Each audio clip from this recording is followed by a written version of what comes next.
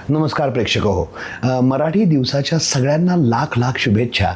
वा शिरवाडकर ज्यांना कुसुमाग्रज म्हटलं जातं त्यांच्या वाढदिवसाच्या दिवशी आपण हा मराठी दिवस साजरा होतो. तुम्हाला कधी प्रश्न पडला आहे का, एका माणसाच्या वाढदिवसाच्या दिवशी अख्खा दिवस साजरा का करावा?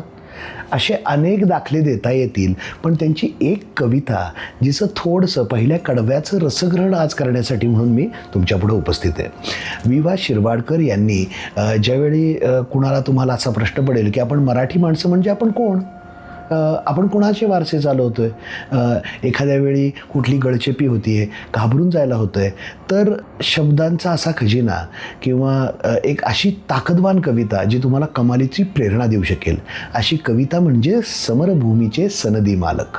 आपण त्याच्या पहिल्या कडव्याचं रसग्रहण करणार आहोत.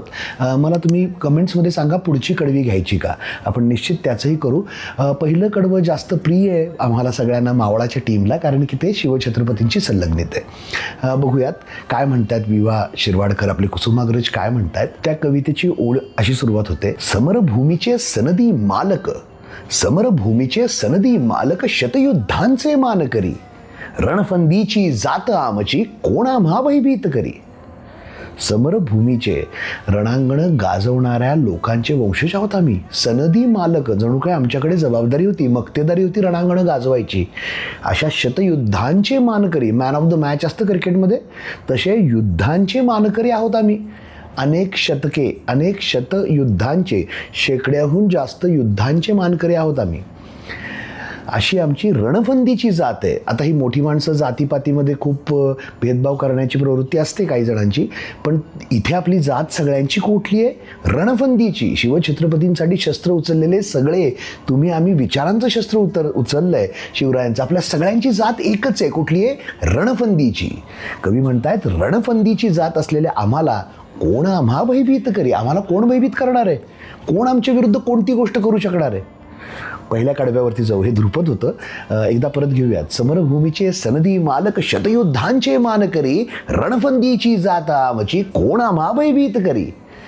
पुढे शिवछत्रपतींसाठी लढलेल्या, रणांगणात शौर्य गाजवलेल्या तीन नायकांचं उदाहरण, वॉरियर्सचं उदाहरण पुढच्या कडव्यामध्ये.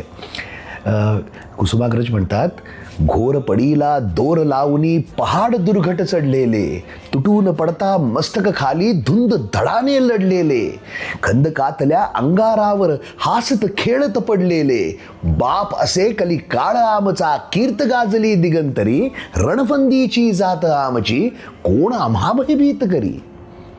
एक एक ओळीचा अर्थ घेऊ, एकेका ओळीवरती चित्रपट बनावा, अशी त्या ओळी आहेत. इतक्या ताकदवान इतिहासाचं प्रतिनिधित्व या ओळी करतात.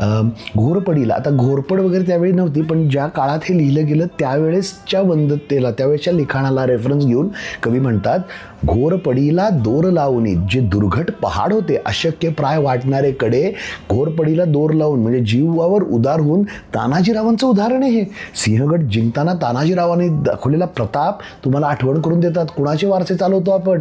तर अशा योद्ध्यांचे, जे अशक्य प्राय कडा चढून वरती गेले आणि सिंहगडासारखे दुर्घट दुर्ग जिंकून घेतले.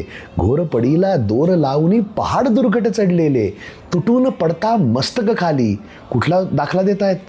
पुरंदराला वेढा दिला होता दिलेर खानाने. 60-65 हजाराचं सैन्य, मुठभर मावळे आपले पुरंदर दुर्ग लढवत आहेत आणि मुरार बाजी देशपांडे हे गडाचे दरवाजे उघडून तुटून पडतायत शत्रूवर. असं म्हणतात की त्यांच्या मानेला बाण लागला आणि त्यांना वीरमरण आलं. त्यावेळेस मान गमावलेले, म्हणजे वरचं डोकं गमावलेलं त्यांचं धड, उरलेलं शरीर, तरीसुद्धा तलवार चालवतच होतं. अर्थात थोडासा कल्पनाविलास असू शकतो हा, पण सांगायचा प्रयत्न काय, एवढ्या मोठ्या संख्येच्या शत्रूच्या विरुद्ध सुद्धा निकराने लढलेल्या लोकांचे वारसे आपण चालवतोय.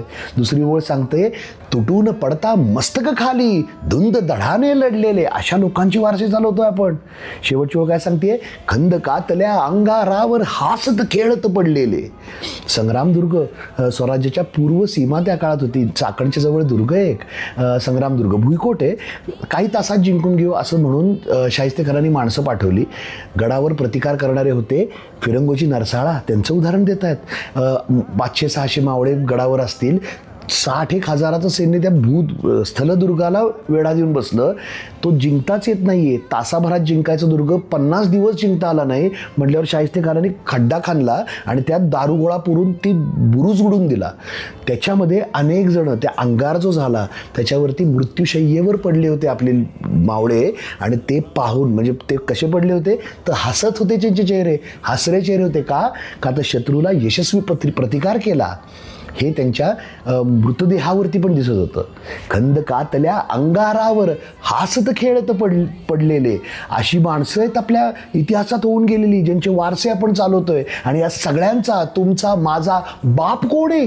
आबासाहेब कोण आहेत आपले बाप? असे कलिकाळ. अरे काळ म्हणजे या बाहेरनं आलेल्या लोकांचा काळ, म्हणजे माझे वडील, माझा बाप आहे. कोण? शिवराय.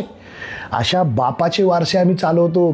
ज्याची कीर्त गाजली दिगंतरी, सगळ्या विश्वावर ज्यांची कीर्त आहे, अशा माणसांचे, अशा महानायकांचे, अशा नायकांचे वारसे आपण मराठी माणसं चालवतो आहोत.